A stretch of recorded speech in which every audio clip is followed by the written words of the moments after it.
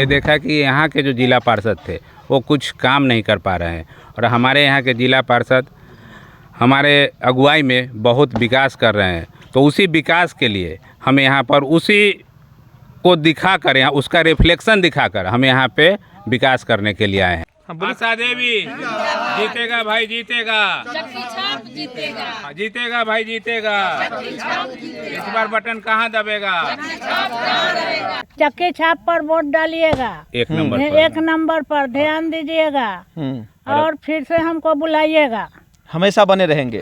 हमेशा बने रहेंगे। चलिए, धन्यवाद। तो पातेपुर में जिला परिषद का जो है उपचुनाव शुरू हो गया है और आज जो है लोगों से वोट मांगने का अंतिम दिन है और कल के बाद परसों जो है 28 तारीख को जो है वोटिंग की जाएगी। इसे लेकर जितने भी प्रत्याशी है वो से मिल रहे हैं, लेकिन इन्हीं प्रत्याशियों में से एक ऐसे प्रत्याशी है जो पातेपुर प्रखंड से बाहर के है। इनका ननिहाल यहाँ पे है, नानी का घर यहाँ पर है, लेकिन वास्तविक घर जो है जंदाहा प्रखंड में पड़ता है। तो क्या वजह है कि उस क्षेत्र से जो है पातेपुर में आना पड़ा और क्या कुछ अंतर होने वाला है, क्या कुछ बदलाव करने वाले हैं, इन्हीं समस्याओं से इनसे बात करेंगे और जानेंगे कि क्या वजह है कि ये उस क्षेत्र से इस क्षेत्र में भी पहुंचे हैं। तो सबसे पहले अपना नाम बताएंगे। मेरा नाम सर्वेश कुमार हुआ।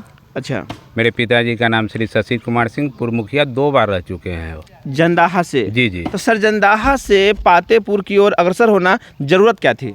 जरूरत विकास की थी। अच्छा। हमने देखा कि हम जिला परिषद ऑर्गेनाइजेशन से ताल्लुकात भी रखते हैं, वहाँ आते जाते हैं। हमने देखा कि यहाँ के जो जिला पार्षद थे वो कुछ काम नहीं कर पा रहे हैं, और हमारे यहाँ के जिला पार्षद हमारे अगुवाई में बहुत विकास कर रहे हैं। तो उसी विकास के लिए हमें यहाँ पर उसी को दिखाकर, यहाँ उसका रिफ्लेक्शन दिखाकर हम यहाँ पे विकास करने के लिए आए हैं। तो अभी आप जंदाहा से पातेपुर में आए हैं, आपको क्या अंतर लगा है जंदाहा और पातेपुर में, और क्या आप बदलने वाले हैं? देखिए, यहाँ पर तो हमने देखा है कि जो आपका SC/ST वर्ग है, SC वर्ग है, जो माइनॉरिटी है, उनका हाल बदहाल है। बदहाल इन द सेंस कि उनका जो रोड है, कोई भी प्रत्याशी जो जिला पार्षद के बने हैं माइनॉरिटी पे तो कोई ध्यान ही नहीं दिए हैं। अगर कुछ काम भी किए हैं, मान लीजिए 19 लाख का काम भी किए हैं, तो सिर्फ ऐसे इलाके में किया है जो किए हैं जो कुछ विकसित हैं। आप अगर होते इस जगह पे तो कितना का काम अभी तक कर चुके होते और माइनॉरिटी के लिए क्या फायदा होता? देखिए, अगर हम यहाँ पे होते तो सबसे पहले हम जो वहाँ काम किए हैं, कम से कम उतना 1,75,00,000 का तो काम कर ही चुके होते। मतलब 10 गुना से भी ज्यादा? जी। और ये कैसे संभव हो सकता था? ये संभव इसलिए है क्योंकि आप अगर किसी जिला परिषद, आप जानते होंगे कि वहाँ एक फंड रखा हुआ है। उस फंड में से ये नहीं है कि इसे इस क्षेत्र में इतना जाना है, इस क्षेत्र में इतना जाना है। आपके कम्युनिकेशन, समन्वय, आपकी ईमानदारी, आप कितना क्रियाशील है, उस पर डिपेंड करता है कि आप अपने क्षेत्र में कितना काम करवा सकते हैं। अभी भी वहाँ 80 करोड़ रुपया रखा हुआ है। मतलब यहाँ 20 लाख का फंड ही आ रहा है? आप नहीं, 20 नहीं, इनको भी फंड इनको भी फंड दिया गया, लेकिन ये काम नहीं कर पाए। एक कागज योजना तो लिखे, कार्यशैली में कमी है क्या? जी, कार्यशैली में इनकी कमी है। कैसे बदलाव हो सकता है?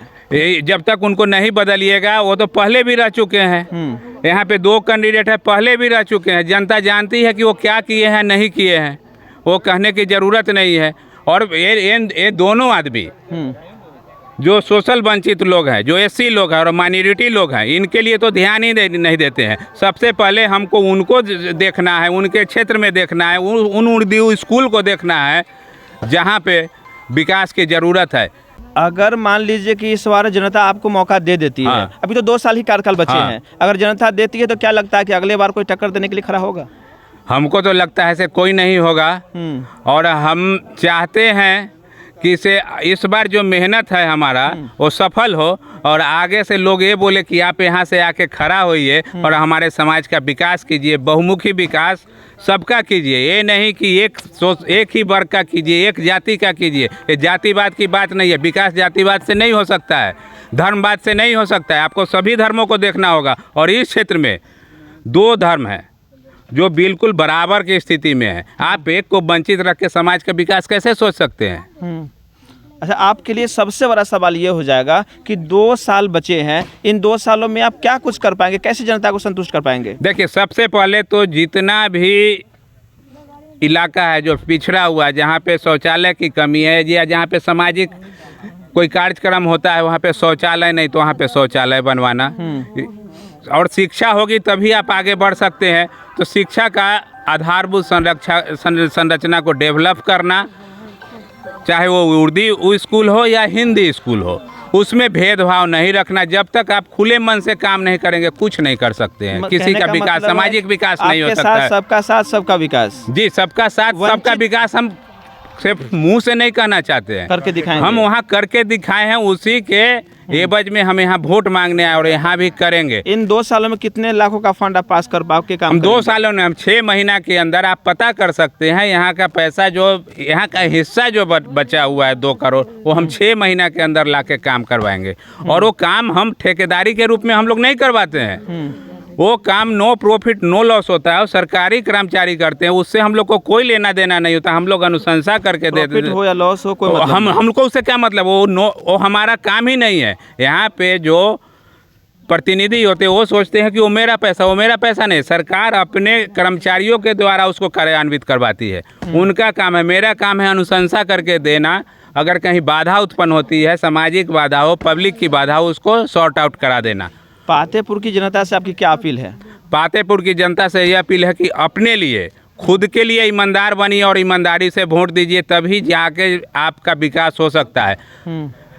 एक ईमानदारी का मतलब ये नहीं है कि पैसा और कोई किसी भी, अगर आप खेत में काम करते हैं तो अपना वो काम ईमानदारी पूर्वक कीजिए, तभी कुछ हो सकता है। चुनाव चिन्ह, मेरा चुनाव चिन्ह चक्की छाप है, 1 नंबर पर है, और हम उम्मीद करते हैं कि 1 नंबर रिजल्ट के बाद भी बना रहेगा, अगर जनता सच में प्रोग्रेस चाहती है तो। पातेपुर कितना नंबर पर जाएगी? आप तो चुनाव चिन्ह में 1 नंबर पर है, पातेपुर कितना नंबर पर रहेगी? देखिए, हम पूरा पातेपुर का तो प्रतिनिधित्व कर नहीं रहे हैं। पंचायत की बात चल रही है, जो 6 पंचायत में चुनाव हो रहा है, हाँ। उसको पातेपुर ही माना जा रहा है। तो हम इस पातेपुर 11 नंबर क्षेत्र को 28 नंबर क्षेत्र की तरह बना देंगे, उसके बराबर लाके खड़ा करेंगे। हाँ, वो 1 नंबर स्थान पे है जिला में, आप पता कर सकते हैं किसी से भी। धन्यवाद। तो इनकी माता श्री जो आशा देवी है, जो चुनाव में खड़ी हैं, थोड़ा सा इनसे भी बात कर लेते हैं। आपके लड़के से काफी सारी बातचीत हुई है, क्या सच बात है कि विकास होगा इस क्षेत्रों में?